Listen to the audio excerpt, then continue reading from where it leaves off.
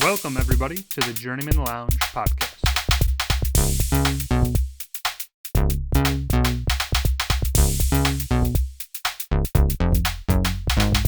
You better be praying to God because, you're 14 and losses in a row. You're going to need Jesus. Am I wrong? I thought you were pretty wrong, yeah. You want me to bring us in? I can bring us in. I don't give a shit. You bring it in. All right. Hooters, Hooters, Hooters. That's a great way to bring us in. All right. All right. We're back. You got the 2 out of 3 of the best goddamn podcasts that you've ever fucking heard of or listened to. This is the Journeymen Lounge podcast. I'm Woj. Ryan. So this is the first time that we've had 2 people on one night and 2 people on the next night. So we did the episode with Bobby yesterday, which will come out hopefully tomorrow, and that's my plan, to release both of them. So basically, you get fucking double dose of the Journeyman. Was he going trick-or-treating tonight? You know what? He didn't really elaborate on it, but I think just in general, I'm assuming that he has a house, so I think he likes the fact of like, hey, I got kids in the neighborhood. I like to throw out some good candy. You know, I definitely would be on the same wavelength if I was in a place where kids are like, hey, like wanting to get a good experience trick-or-treating. And honestly, it's probably a good, way to start the podcast here, which Bobby and I really didn't go into, the Halloween part of it. So hit me with a little bit of Halloween night when you were younger. Pick any age, but obviously like high school or earlier. What was like the go-to? I mean, trick-or-treating for me was huge deal up until about, I don't know, I would say 14. Yeah, that sounds right. Right, 13, 14. Yeah, that sounds right. I think freshman year was the last year we trick-or-treated, but it was like we didn't dress up really. I wore like a jersey or something, Okay. Something was like before that, the year before, I definitely was in probably full get-up, or whatever. Typical night. I was merely kind of getting at like when you get the earlier parts where you're going out with your parents, they're obviously guiding the way. Then when you get to that certain age, like, hey, I'm going out with my friends, I know that there's basically 2 camps. I fall into the former, which is the, hey, we're going to go get some candy and then like go back and eat it or like go and do something at somebody's house. Okay. No malicious intent. Oh, no. You got the other group, though, that's like, hey, we're going to go egg houses, going to go... No, that's terrible. All that type of shit. I never understood that. Plus, I was too much of a pussy to try it. I was afraid of my parents, so I would never even think of it. Fair point. Also, just dumb. Egging people's shit, that's horrible. Maybe TPing a house is okay. Even that's like, fuck you. Like, don't do that. Well, I believe it was with Kyle. I think Kyle had done the forks, like plastic silverware. I had in the my lawn. lawn forked before. Is that what it's called? Forked? Yeah. I don't even know. I think he did that to Griffin. And Griffin, we know that you're watching it, the coach from Iskanot. Griff? Yeah, I think they did it to his lawn, which is like, it's like a harmless prank, but was like... he pissed? I think so, yeah. You got to fucking clean a shitload of forks off your lawn.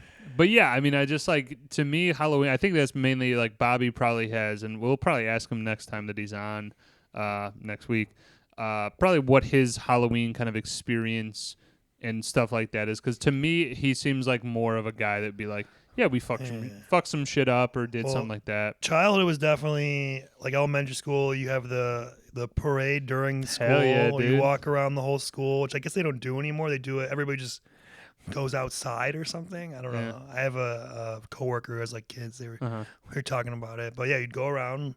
And the whole hallways were decorated. It was dark or something usually. You had like doors and had all the decoration. Mm-hmm. And then you get candy. You each give each other candy in the class. And then I had Casper. After school day, like kind of daycare kind of thing.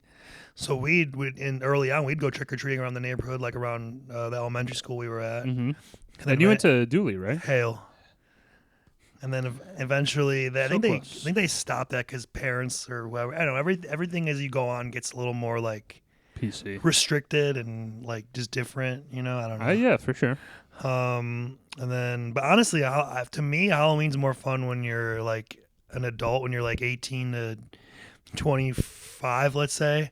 You got like costume parties and like girls just dressing slutty just because they want to, and that's just clad. that's just the way it is. Adult Halloween is definitely more geared Like, around sexuality. Yeah, like going and all to that bars stuff. and shit. That was always really fun. Those were great times. Or like as college well. parties, like shit like that. To me, I kind of break it into like two. It's two halves of excuse me, your Halloween experience. Like the first 15 years or so, that's all about the candy. Yeah, that's the game. sure. It's like, yo, we know this house does this, blah blah blah.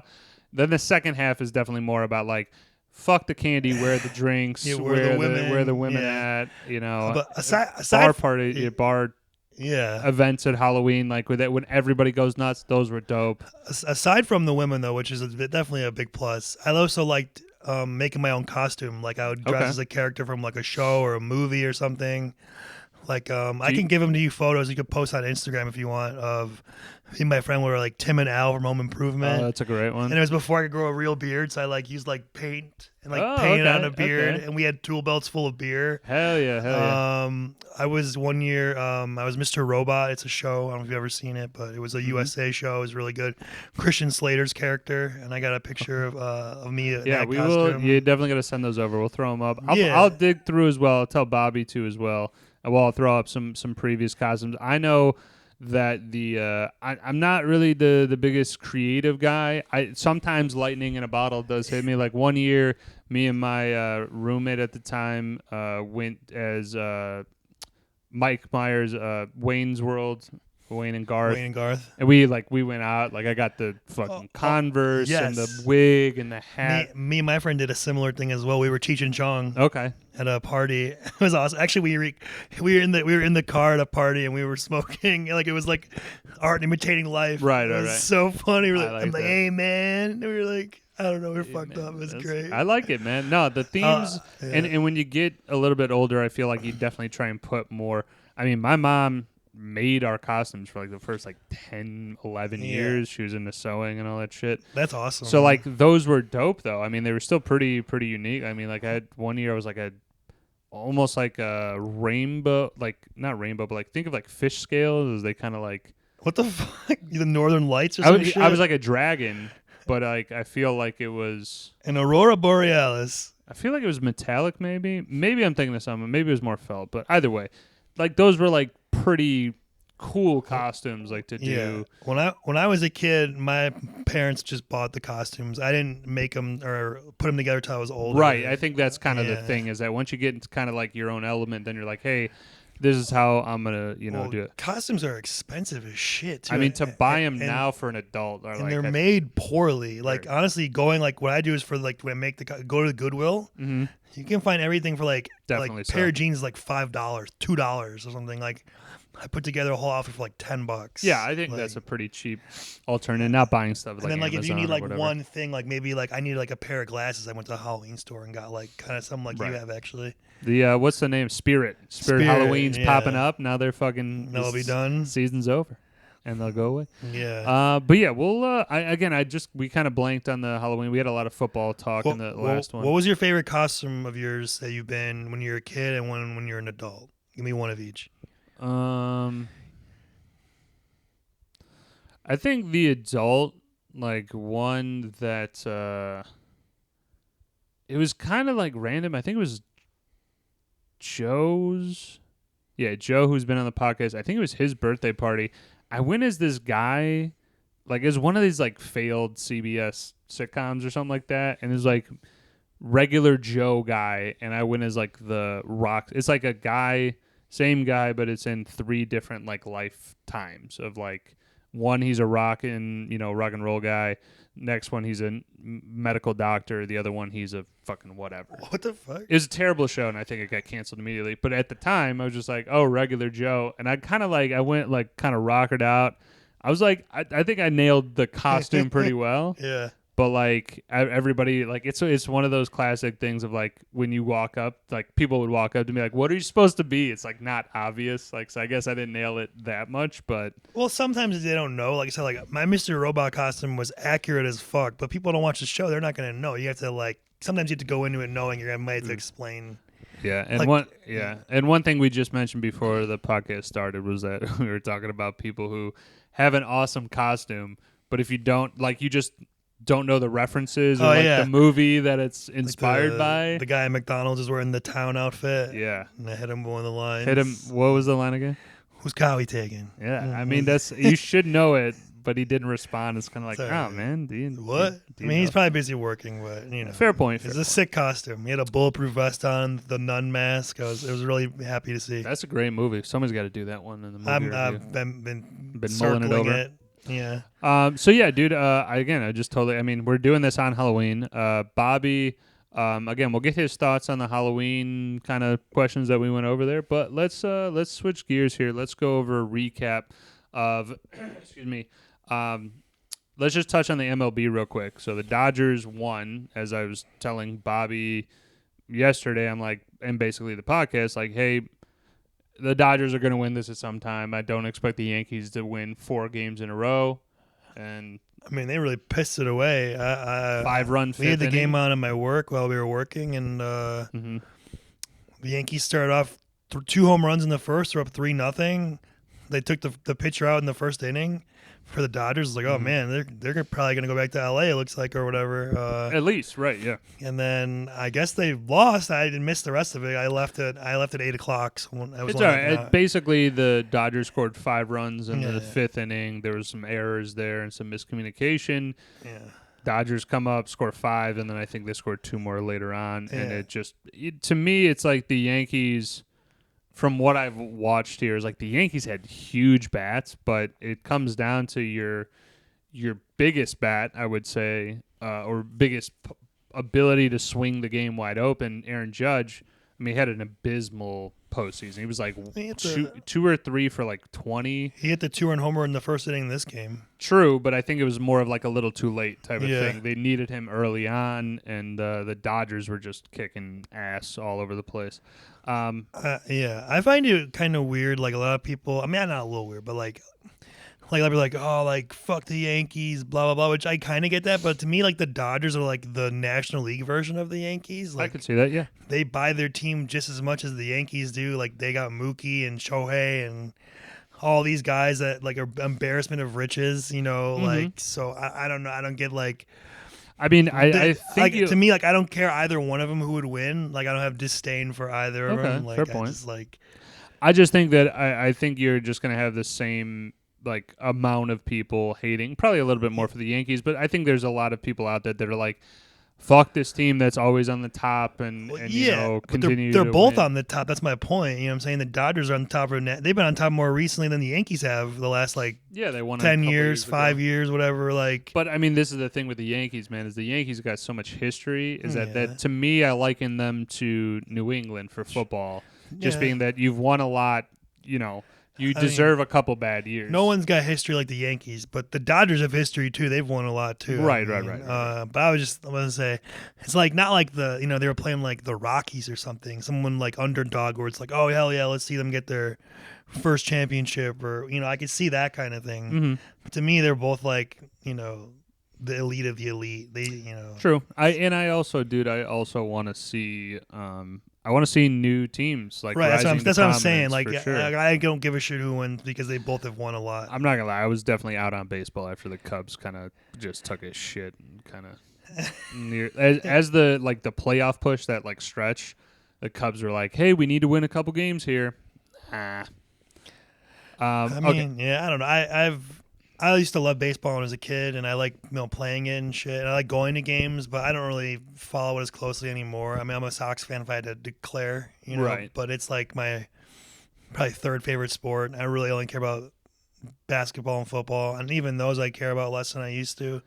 I think part of it's because I just don't have cable to watch the games. I think that's really going to be the main reasoning why. I'm not saying losing interest, but like obviously again not following it as closely as you can, because when we talk about the Bulls in just a second here, it's really like, you gotta really like, for a lot of this stuff, it's tough to just read off a stat sheet and go like, oh, this guy really actually played well or whatever. And I'll have some thoughts on the Bulls there, but let's. Do you have any last thoughts on the MLB before we? close it off. White Sox stunk. Did they get the worst record all time? I don't know. I don't think it was. I think it was tied. Okay, and then I think Bobby had a bet with his. No, I'd take that back. It was second. There was some bullshit, like not a team that exists today, but like a team from the 1908 or earlier than that. Bobby had a bet with his friend, so I'm curious if he won or lost that. I remember at the beginning there, he's like, if the White Sox have to get at least. No, he got the line. He was the Sox were the underdog to keep it. I think it was like 30 or something like that. I think the Cubs had 80 something wins. Okay. I believe. We'll get his opinion. Make sure we ask Bobby that on the next time he's on. So yeah, let's touch some toes into the NBA and the Bulls just real quick because Bulls yesterday came out with a great win against Magic, and I say that great win meaning that they have sucked the NBA god's dick yesterday, dude. The Magic and the Bulls combined for like 5 field goals in the fourth quarter. What was the final score? Bulls won like 97. No, maybe like 101 to 99. But it just was like it was a bad game. Like the fourth quarter, Magic could not buy a bucket. Bulls were also not great, but they got to the foul line. What's their record? I think they're 2-2 now. The Bulls? Yeah. Just double check because I got the internet. Bulls are 3-2. Okay. So this is what I will say, man, is that I think it's very early in the season to really give like a full analysis of this. The NBA, the Eastern Conference is no longer kind of like an absolute joke. For a while, it was just the West was really like reigning supreme, and the East was like, oh, there's like 2 good teams. Now, unfortunately, you have teams like the Magic who are expected to be better than they were. Toronto is still hanging around. Like, there's just teams that you would think, like, hey, they're going to suck ass, not doing that well. So the Bulls, I think it's going to be really like, hey, can you get one? Fucking Lonzo got injured again, wrist sprain. Oh, no. Can't fucking stay on the court. And then you got, just other guys that I don't know. It's we've been saying it for a long time. Levine should have been traded a while ago.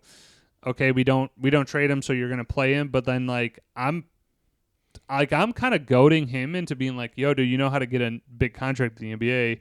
You have to play well. Like nobody's gonna put you on their team if you're averaging 12 points a game. Zach Levine. Well, contract's already guaranteed or whatever. No, I'm saying for his next team. I'm trying to kind of tell him like he's not getting that much money again. No way. No, I don't think so. But I would definitely say that like, hey man, this is your last kind of couple. I think we got him for 2 more years still, maybe 1 more year, whatever. But like, I just think of it this way of like, hey man, like, I want you to succeed here. Like, it'll help me, it'll help you in the long run, but also kind of letting him know as well as like, you're not going to be here. And if the Bulls re-sign Zach Levine, I don't know, man. I might have to chop my own dick off. That's crazy.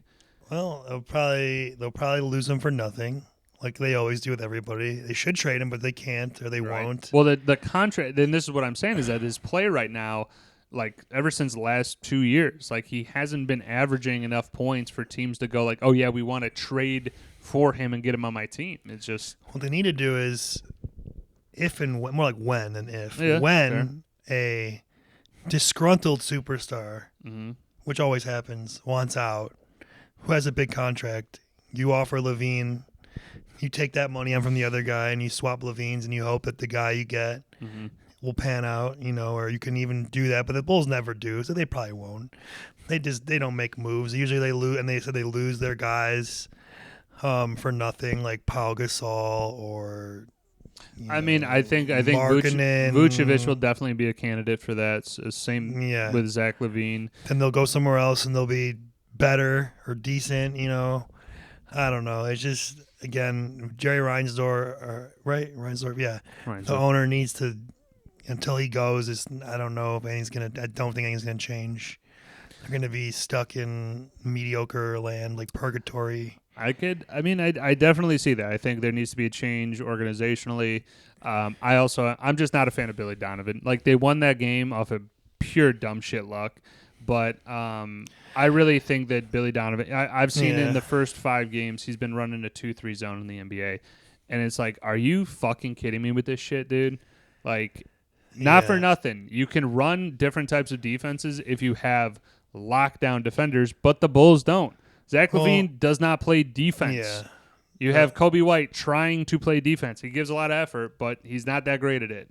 You know, some of the guys, just Vucevic is a giant. He says, hey, please come and dunk on it. He got postered 2 times horrifically. I don't remember who the first one was, but it's just like he goes up like a little bitch. But yeah, the roster is constructed poorly. I don't know. I mean, I don't know if we talked about it on the pod or not, but I know we talked about it in general, which is that they have like 7 guards. Yeah. They have too many of the same. They have Giddy, Kobe White, Io, LaVine, I will say, Lonzo. Giddy has been playing well though. I like Giddy. I'm a fan of that move. That's a good, like, he's a he had some weird shit happen. You know, he did some shit, whatever, some sketchy shit. So he's on the like you can get him for cheap or cheaper. He's than on you the would discount normally. So they did. That was a good move. I like that move. Right. And we said, you know, Caruso going, it's like, hey, you know, are you going to really allocate this money for him? And I definitely think it should. And also just another, sorry to interject on a different tangent.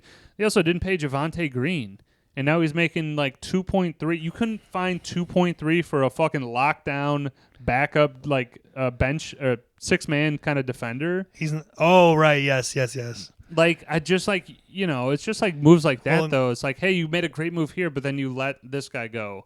Yeah. And, you know, I just... They got too many of the same position. Yeah. They should trade LaVine, but they can't. Vooch needs to go, but again, same probably bull where no one wants him or you'll get nothing of equal value. But I don't know. It's like sometimes you just got to take the L and like you gotta rebuild it and you gotta start over like the Sixers did 10 years ago. They were bad for a long time, but now that since they got Embiid, you know, they had multiple drafts where they had the number 1 pick and it didn't work out. Nerlens Noel, Markelle Fultz, then finally Embiid at first was hurt, but then he eventually has panned out. Like you gotta keep.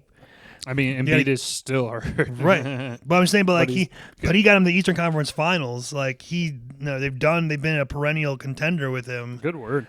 So it's like you gotta, like the Bulls always are trying to like build on the run. Like they're trying to do 2 things at once. Where it's like, oh, we want to like get these guys, but we also want to keep some of these guys. And sometimes you can't have it that way. You can't have it both ways. I think you either make a push or you go, hey, we got to rebuild. And like they really haven't done. Well.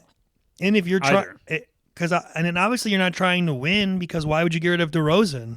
He was our best player, like so, and they got him for like nothing, like a 2nd round pick and some random guy, remember some guard, Chris Duarte, yeah, like some G League guy or whatever. Like I mean, I think it's just bad. It's bad management for sure. So like again, you either commit to the tank or the rebuild or whatever you want to call it, or you don't. And you said tanking for Cooper Flag might be a good idea. Yeah, I think it is. I mean, although in the NBA, you know, obviously now they have the lottery, and then they made it even different the last few years, where it's like because you have number 1 doesn't mean you're guaranteed. But if you have like a top 3 worst record, I think you have a pretty lock good shot. At that. Yeah. So I mean, we're not going anywhere, right? So it's like, what's the like to me? It's like I would like to. All I want to see this year is how good is Josh Giddey?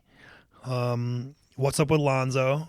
You know, and still Patrick Williams because they re-signed him, so we still have to see if he's going to do anything. He has yet to show me anything, but I mean, he has at least been adequate through the first 5 games. I can tell you that. But other than that, it's like, you know, you got to, you know, hopefully you want to see the young players do well, but you also kind of want them to lose. Like, you know, it's like it's not a great thing to say, you know, but at the same time, it's like for the future of the team and for, you know, better watching experiences over years, it's going to be better to have like 1 bad year to get a perennial right. And I'm kind of in agreement with you is that if you have a chance and you could put some as I think I mentioned to you either on the pod or off, is that I feel like they're a couple moves away. Like that's what you have to that's what makes you a possible playoff team, is that you at the trade deadline when you see teams, you know, getting rid of people or, hey, this guy's on a discount, you make those moves to make your team better.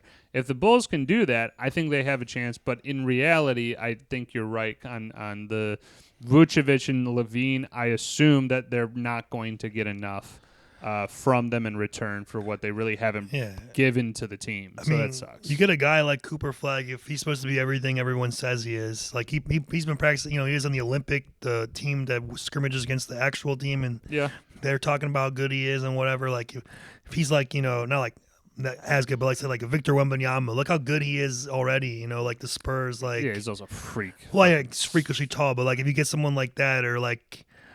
Whatever, like someone who can like start your franchise, like you can build around him, and I don't know, like. No, I get you. It's again, I think it's too early. There's some ideas that we have, but let's say probably 15. I'd say like 20, 30 games in, you'll really get an idea of like where this team is at. Right, and just because especially because we're not going to sign any like big free agents. The Bulls never do. I'm saying it's something that if they did do that, then it changes your tune. But I what you've been saying that was like, oh, they're going to piss around and then go 41-40. Historically, the Bulls don't really make big signings like that. I think the biggest one we ever done was like Ben Wallace, and that like failed miserably. Right, didn't really pan out there, but remains to be seen on the Bulls. We'll give some check-ins there. Blackhawks, same thing, still early. I mean, they're 2-6 and 1 or something like that, but we'll kind of dive into that at a certain point. So let's get to football here. Football.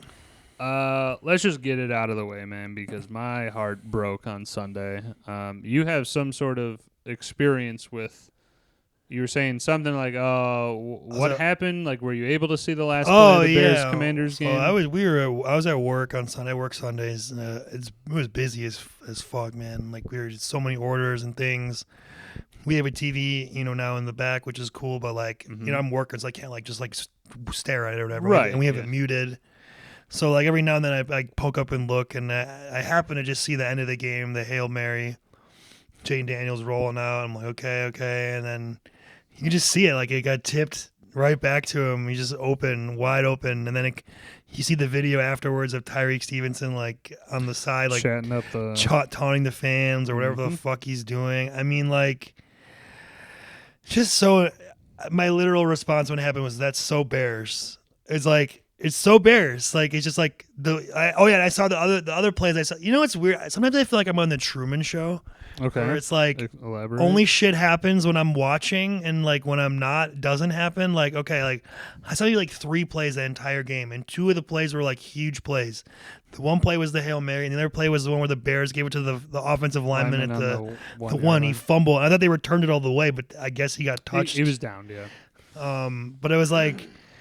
Jesus. And then when they stop him and they go back and they score finally Roschon Johnson, and it's like, oh, the Bears are going to somehow pull this out, even though they played like complete ass. Caleb Williams completed 10 passes the whole day. And then it's like, nope, you're going to dip it up right to the guy who's just sitting there. I mean, like, don't you all have like an assignment? Like, you all have a guy you're supposed to box out or like. Yeah, so I mean, I think it's pretty standard in the NFL now where there is a defender supposed to be kind of in front of the pile in case the planet that they're trying to do is to tip it back to their guy. That happened with maybe Jacksonville like a bunch of years ago. Or you have a guy on the back end that, again, if the ball's tipped up, you're able to hit it down as the A.J. Green touchdown where it like bounced off a guy and then he's just like, oh yeah, I'll catch this in the back. Yeah, knock it down, not up. The guy tipped it so up. I think it's a problem though with it's a coaching thing of like, how is your player, whether it's defensive coordinator, fucking Eberflus is a head coach, which I honestly whatever he's doing late in games, like he obviously has to have some sort of influence on what. I don't think he's just given full go to Shane Waldron. Those decisions are infuriating, and they essentially lost you the game. Now, the Tyreek Stevenson thing, and him being not focused on the last play, I don't think you can directly relate that to like, oh, Eberflus is at fault here, but it does kind of bring into the discussion like, hey, you're coaching for a guy like Mike Tomlin, because like, again, I've been praising this guy like crazy. He's fucking phenomenal. For a guy like that, I would never expect a safety or a corner secondary, what have you, to be chatting up the sideline on the last play of the game. And also on top of that, Eberflus did say, oh, well, those 13 yards didn't matter, that play before. It's like, No, they absolutely mattered because Jaden Daniels didn't even make it to the end zone. Like, he hit it basically onto the goal line, whereas if you have him 10 yards back, he's maybe making it to the 10, the 8. Yeah. You know, so just like bonehead shit like that. And sorry, just to keep going, but the handoff to the lineman, what in the sweet fuck are you doing on goal line, man? Like, I get that it's a trick play, that it can catch people off guard, but this guy, they haven't done that. Yeah. Why the fuck are you doing it now? It was like some Matt Nagy shit. Except Matt Nagy actually made it work usually, at least his first year. It was that weird shit where you throw call Santa's sleigh or whatever, and they like throw it to the guy in the end zone. Right. But like, I don't know. Like sometimes it's just like you're getting too cute, man. You got Roshan Johnson, you got DeAndre Swift. Hand him the ball or whatever. Even run it with Caleb. He can run it in. I mean, there's a lot of stuff that you can do, I feel like, before you get to the point of a handoff turn to the lineman. He could have blocked for at least one play. Maybe try that. See what that does. You could use him as a decoy. You could have done a pitch. Right. Like it, I just, again, to me, it's like you are definitely, you hit it on the head of, hey, that is so Bears. It's like, how did you find a way to lose that? I was this there week? In person for the Packers one against the, Mark Trestman Bears. Winner goes to the playoffs, last game of the season. That's right. I was there in person, man. You could just see it, and like when you're there, you can see the whole field, so you can see it. She's like, oh, that guy's wide open. Oh shit! Oh no. Yeah. Oh, fuck. Was that 4th and 8 or something like that? I don't remember. It was. It's horrible. Terrible. So I mean, the Bears do that. Now they're gonna go to Arizona. I'm actually gonna be there at the game, so we're gonna see how that goes. As I told Bobby, I'm hopeful that the Bears will not make another bonehead mistake like that in that fashion. Yeah. But it really comes down to the fact, like, how do you respond to that? Like, are you going to come out and play like you can, or are you going to roll over and Kyler Murray's going to dice you up? I don't know. Like, and then like the Washington secondary and defense wasn't supposed to be good, but the Bears couldn't do anything. I think their D-line is much better, and that puts pressure. Caleb Williams just simply didn't have a great day. Cardinals are similar, and like they don't have a great defense, so you would think he would do well, but thought that last week. Flip of a coin for sure. So I don't know. Wait, so hold on though. I was gonna ask you more. You're going to Arizona. How are you gonna? Is your back okay to fly? Like, we'll make it work, man. Like, how are you gonna? That's gonna be uncomfortable, isn't it? A plane ride for like what's gotta be at least 2 hours. Yeah, it's gonna. I think I'm in the air for 3:45. Something like I that. feel like California was like 4 hours. There's 2 positives. Is that one? Sitting upright actually has less pain, so like that is good. The other part is that on planes, I usually knock out right away. So like my favorite thing is literally falling asleep as the plane is like taking off. I can't sleep on a plane. Or taking off, or like just barely in the air, and then I wake up as we're like already touched down, and I go, "Oh shit, man!" I can't sleep. I try to like, but like my eyes are closed, but I know I'm not like I'm awake still. Like I don't know. I can't do it. I could sleep anywhere, dude. I always have to put like I put like music or a movie on or something. Well, I'm not raw dogging. I got music in. For me, like I have the whole like pressure thing when I fly on my ears. That sucks. So like it does happen to me, but it happens once in the beginning, and then I'm like on the way there, it's usually better than on the way home. On the way home, it usually is really bad. Where like for like a couple of days after, my hearing is like still like shitty. I don't know. Damn. Yeah, and I do everything you're supposed to, like you chew gum, salt water, like all that bullshit. And nothing. All that bullshit. Doesn't do shit, but whatever. It's all good, man. So yeah, I'll be there. I'll get a couple updates when I get back. Will you be doing any golfing in Arizona? Nah, man. The back is it's not. Well, you're flying on a plane. I mean, I don't know. No, I mean flying on the plane. Like this is the thing is like I bought the tickets already. Like the back injury happens.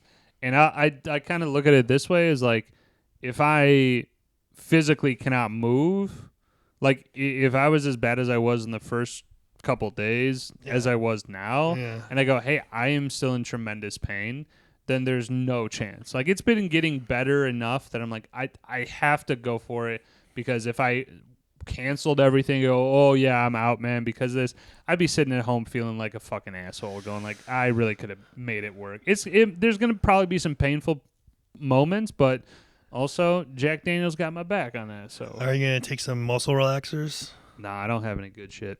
Okay. Um, All right. I was curious. no, it's a valid question, but like I said, it's kind of at the point of no return, really. Of like it happened, it's getting better. If again I was super laid up and we weren't even able to do the podcast and shit like that of something that I'm sitting down for a couple hours, yeah, I'd be like, yeah, dude, I'd tell the guys, hey, I'm out. And the stadium seats are gonna be rough too. Again, sitting is fine. I usually can find a way. You gonna bring like a pad or something? No, what? A pad? Yeah, I don't veer back. No, I'm not wearing I don't know, man. It's just a legit question. No, it's fine, man. Moving on. So let's do a little fantasy recap. I'll go first. Last week I played Surge and 3 penis wine, and let's just say his team did not come to play. -3 from Cincy D, 3.2 Jordan Addison, Fryermuth 2.9. And he played Jalen Warren. I think he had some He started off 5-0. I think he got hit by Nico Collins and Neighbors. Isaiah Pacheco. Neighbors was hurt for a little bit. Yeah, but he also benched Terry McLaurin, Pittsburgh D, which that's a head scratcher for sure. Yeah, what? And Jaleel McLaughlin. So I spanked him though, 136-63. My guys did show up. Jalen Hurts, thank you for 4 total touchdowns. But yeah, pretty simple there. My team came to play. His team didn't. What you got? I got fucked last week. Every league fucked. I'm going to start with the 2 other leagues that I know you should talk about. My one league's a 2-quarterback league. I'm in first place. My team is dominant. I was 6-1. Okay. Now I'm 6-2. I put up the highest scoring points. I'm also number 1 points against. I had put up 142 points and lost. I got about 156, which I'm used to doing to people. So now I know how it feels, I guess, on the other end. It's bullshit. It is bullshit. I mean, I picked a good lineup. What are you going to do? And then your league played fucking Bronson, whose team, no offense, I love you, Bronson, it's not that great. Most of the year, he's like 2-5 before last week. Now he's 3-5.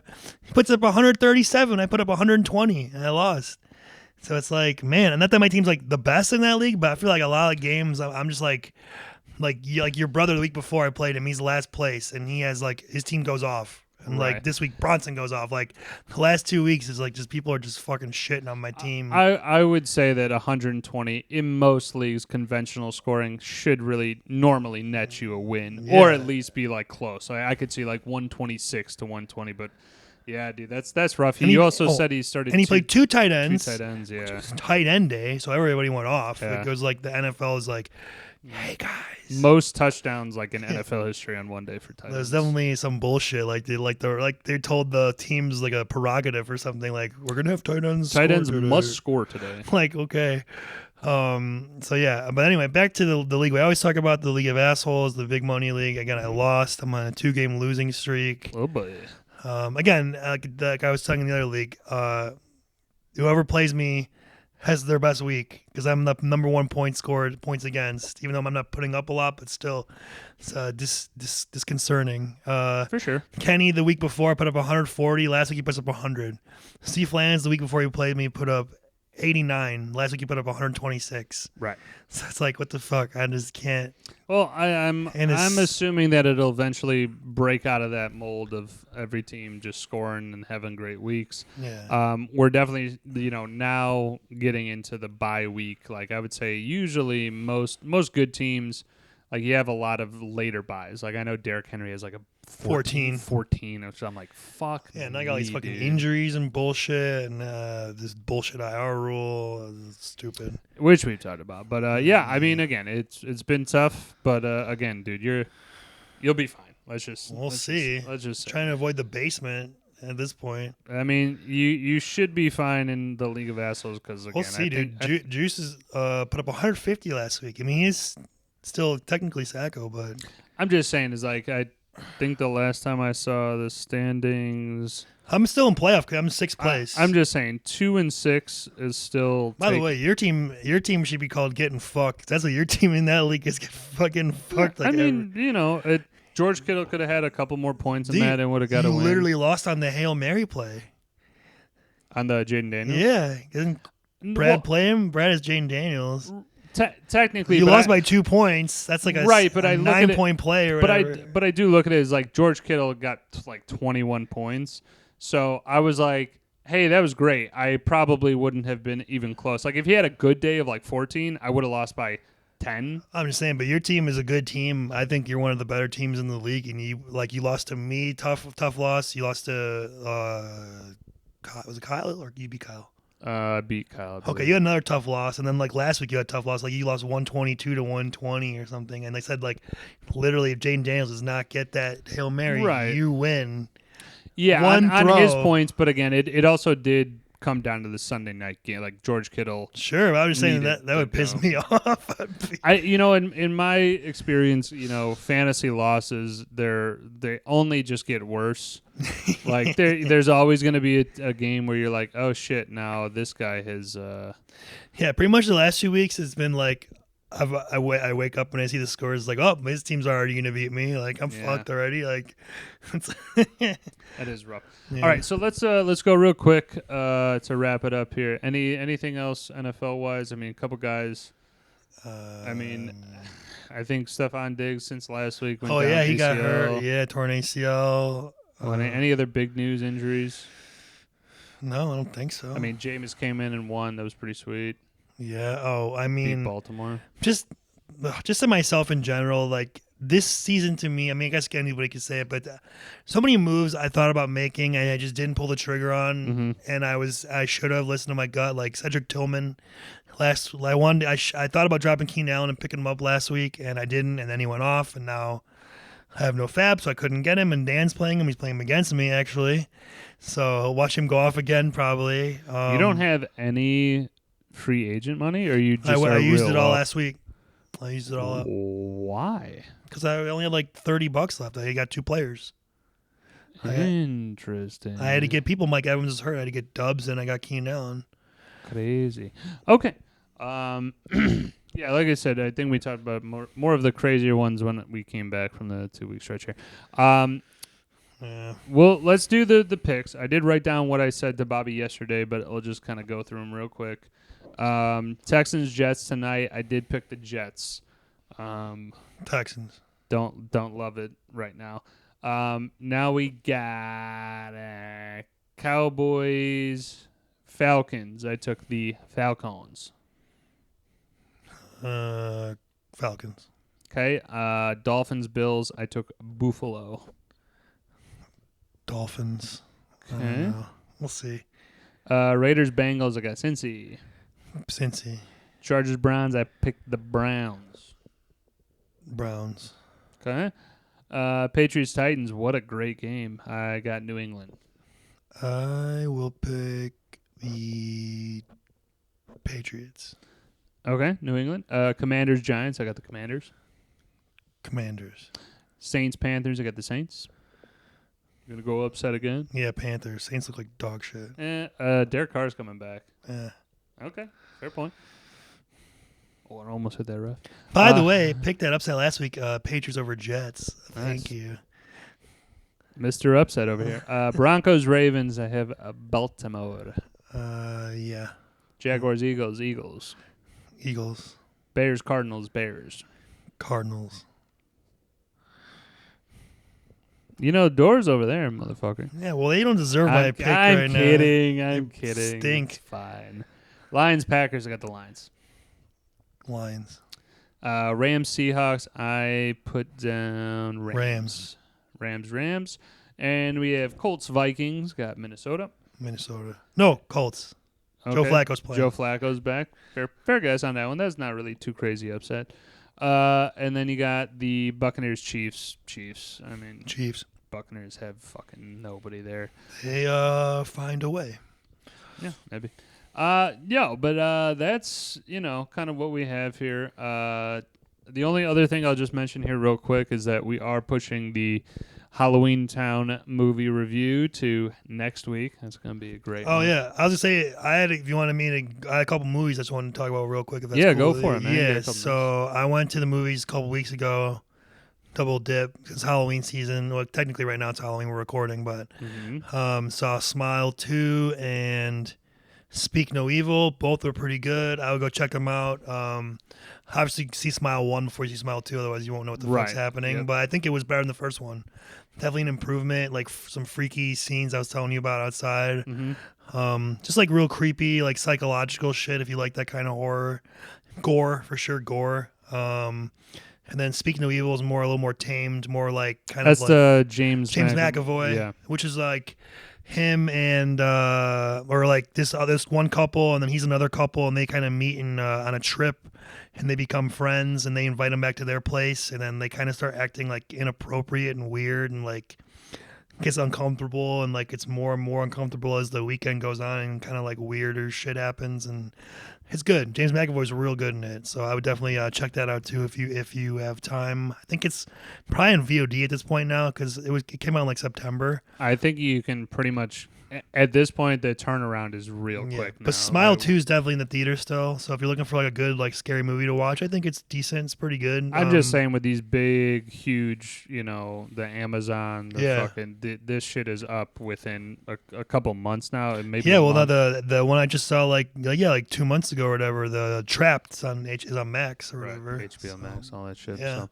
That was Ryan's review. Yeah, I've been trying to watch some scary movies lately. It's the holidays. I will say, dude, I enjoy like even when you were over like Halloween, the 7th one or whatever, 4th one. I don't fucking know.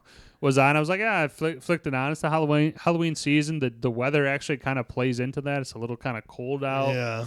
Wind swirling around and shit. So it's a good night to kind of just, or good month to, Last night I was watching The Good Son. If you ever seen that with Macaulay Culkin, Elijah Wood.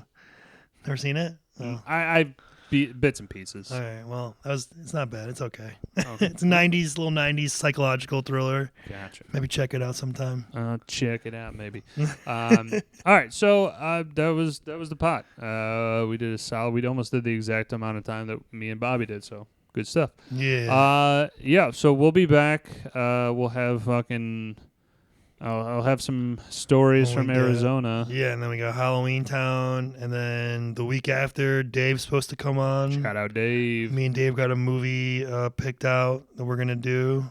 Okay, we'll get into that next pod, but yeah, just a little double tease. Hell yeah. Yeah, we got some good shit, and then we're going like kind of right, into basically couple movies, and then we got Christmas or mixing in Christmas and shit. Yes. So. Good stuff. Journeymen Lounge podcast. We'll be back at it next week. Adios. Peace.